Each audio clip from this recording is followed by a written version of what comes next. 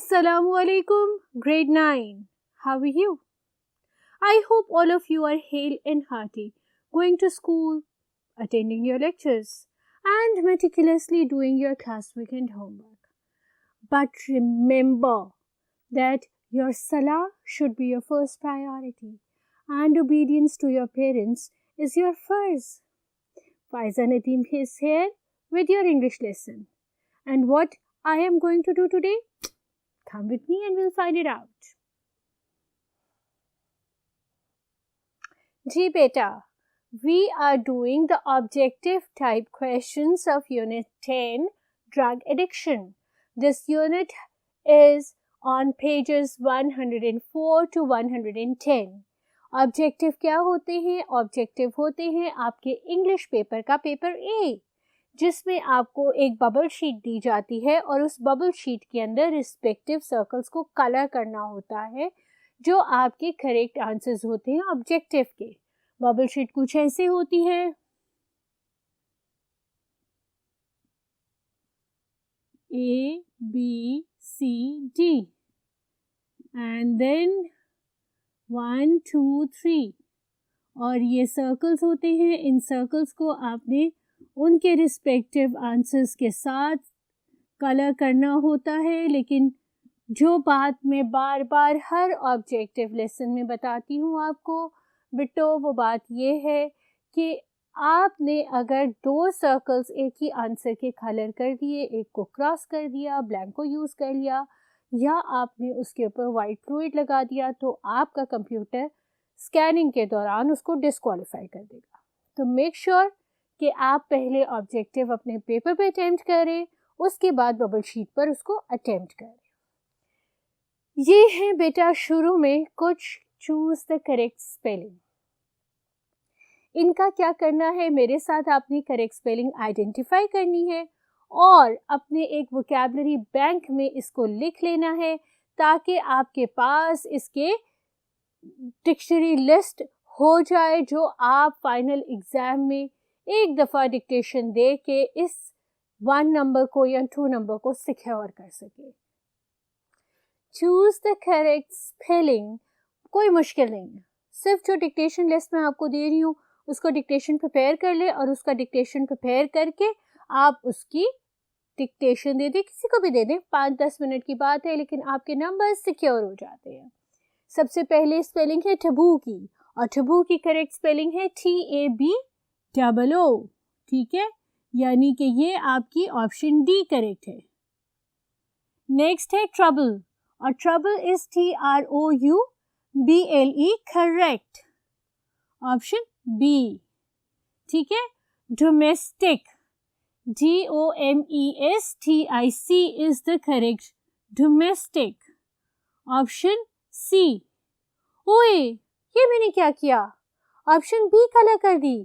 ओहो, अब मैं इसको कट करूंगी, इरेज करूंगी, ब्लैंक को करूंगी, क्या होगा? मुझे पता था, मैंने वर्कशीट पे अपनी करेक्ट अटेम्प्ट किया था, यहाँ पे गलती हो गई और मैंने अपना एक नंबर इस जरा सी सिली जल्दबाजी और गलती में लूज किया। ये नहीं करना आपने, ठीक है, क्योंकि वो मैनुअल चेक नहीं होती बेटा, वो होती है आपकी कंप्यूटर स्कैन, और जब कंप्यूटर स्कैन होती है तो आप मार्क्स लूज करते हो, right. So let's move on to the next spelling which is clients, and this is the correct clients, CLIENTS। Next we come to eliminate. Eliminate का क्या मतलब होता है? एलिमिनेट का मतलब होता है खत्म कर देना, and this is the correct eliminate, ELIMINATE. Then we come to relapse, RELAPSE, relapse. This is the correct relapse. Next is addiction, ADDICTION, addiction. This is the correct addiction. Then we have numerous. numerous का मतलब होता है many, और उसकी spelling होती है NUMEROUS. This is the correct numerous. Then we move on to activate, and Activate is this with the dandi missing on T. ठीक है, ये है activate. After that we have conservation, and the correct spelling of conservation is conservation, conservation. After conservation we have tendency, and the correct spelling of tendency is tendency, tendency. Then we have curative. Curative का मतलब होता है कि उसके अंदर ठीक होने वाली qualities मौजूद हो, और curative की spelling है CURATIVE. I hope you can see the spellings as well, right? Then we have serious, and the correct spelling of serious is SERIOUS. This is the correct serious. I have brought 12 spellings for you, and I have brought 22 spellings for you, and I have done 13 over here. Let's move on to the rest of the spellings. Next we have resort, and the correct spelling of resort is RESORT. This is the correct resort. We would then move on to environmental, and I've written only 3 because it was a longish word. So you can imagine another very incorrect spelling of environmental if you want to. And the correct environmental is ENVIRONMENTAL, environmental. Then we come on to experiment. EXPERIMENT is the correct experiment. Further, we have influence, and the correct spelling of influence is INFLUENCE, influence. Careless is the next one. CARELESS, careless. Impossible. IMPOSSIBLE, impossible. Dependence. DEPENDENCE,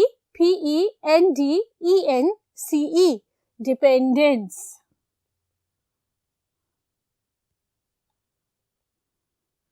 Drugs. DRUGS, drugs.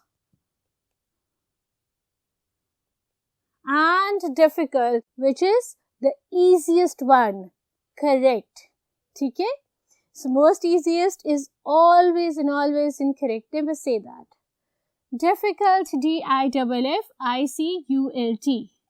With that, we move on to the next set of MCQs. M for multiple, C for choice, Q for questions. These are multiple choice questions that have multiple choice answers, and you have to select the right one. सबसे पहला आपका है discontented. Discontented का मतलब है satisfied, dissatisfied, attached या detached. Dissatisfied. Discontented is dissatisfied. ठीक है? Taboo. Taboo का क्या मतलब है? Forbidden, curative, useful या right. Taboo होती है वो बात जो forbidden होती है, जिसको हम डिस्कस नहीं करते. कुछ ऐसी बातें होती हैं जिनको हम generally as a community discuss करना पसंद नहीं करते, उनको हम कहते हैं टबू. हर्ट. हर्ट का क्या मतलब है? डिस्टर्ब, टीज, एंग्शियस या injure. When you are injured you are hurt. Next is in order to escape from. Escape from का क्या मतलब है? स्कॉट फ्री, हाइड, मेलो या शार्प. मेलो का मतलब होता है उदास. नीदर इसका मतलब शार्प है, nor mellow nor hide. Scot free, get free, भाग जाना. ठीक है? ड्रग एडिक्शन का क्या मतलब है? ड्रग एडिक्शन का मतलब है ड्रग का आदी होना. और यहाँ क्वेश्चन में आपसे पूछ रहे हैं drug addiction is a common problem. Common का क्या मतलब है? जनरल, म्यूचुअल, डिसाइडेड या famous. It's a general problem. Drug addiction is a general problem, right? So we move on to the next set of MCQs. Let's jog. Outcast. Outcast का क्या मतलब होता है? वैगाबॉन्ड, बॉन्ड, बैंड या virtuous. Virtuous का मतलब होता है बहुत इबादत गुजार, और आपका जो बैंड होता है इसका मतलब है कि वो वहाँ पर आना अलाउड नहीं है, उसको वहाँ पर आने की परमिशन नहीं है। तो आउटकास्ट का मतलब है बैंड, ठीक है, उसको हम बिल्कुल अपने में से अलहदा निकाल देते हैं। जो आपका ड्रग एडिक्ट होता है उसको बैन कर देते हैं हम बीच में बैठना। Next is we are trying to eliminate drug addiction. जब आप ड्रग एडिक्शन को एलिमिनेट कर रहे हैं तो आप क्या कर रहे हैं? आप उसको इंक्रीज कर रहे हैं, डिक्रीज कर रहे हैं, या वाइप आउट कर रहे हैं, या मेंटेन कर रहे हैं? ऑब्वियसली ना हम ड्रग एडिक्शन को मेंटेन करेंगे, ना डिक्रीज करेंगे, ना इंक्रीज, हम उसको वाइप आउट करेंगे। क्यूरेटिव का क्या मतलब होता है? रिचनेस, कंसल्ट, क्योर या फील। बल्कि क्यूरेटिव का मतलब है intent to feel, intent to cure, intent to consult या इंटेंट टू रिचनेस। इसका मतलब होता है इंटेंट टू क्योर, ठीक होने की इंटेंशन होना।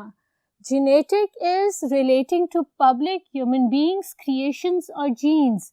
Genetic is relating to genes, ठीक है। Genetic problems, genetic diseases, you must have heard it a lot, right? The most dangerous drug addiction is absolute dependence on it. Absolute is sloppy, defective, complete या salute. कोई भी तीनों जो हैं, salute, sloppy और defective, यहाँ पर set नहीं होते। Absolute का मतलब है complete dependence. One of the causes of drug addiction is bad peer influence.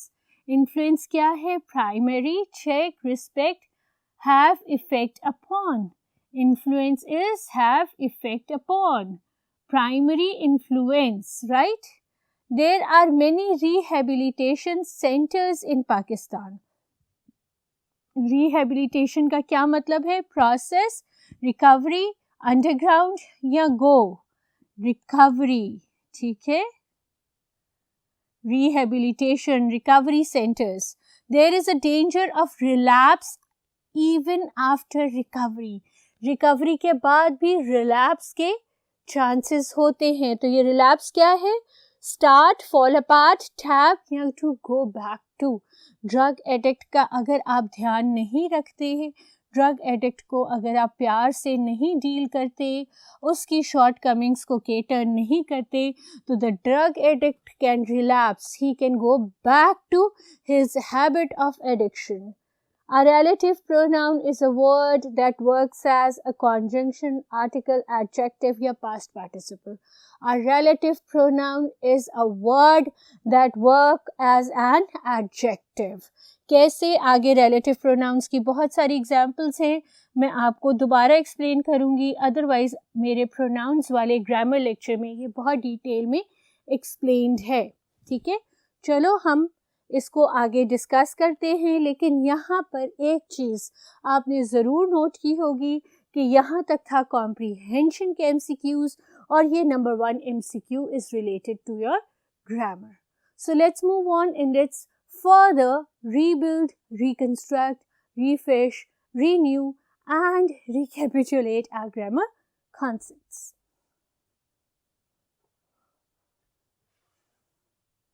Ji, I was upset. इसमें I क्या है? इसमें I past participle है, present participle है, gerund है या personal pronoun है? इसमें बिट्टो I है आपका personal pronoun, ठीक है। Next is my mother cooks the food which I like.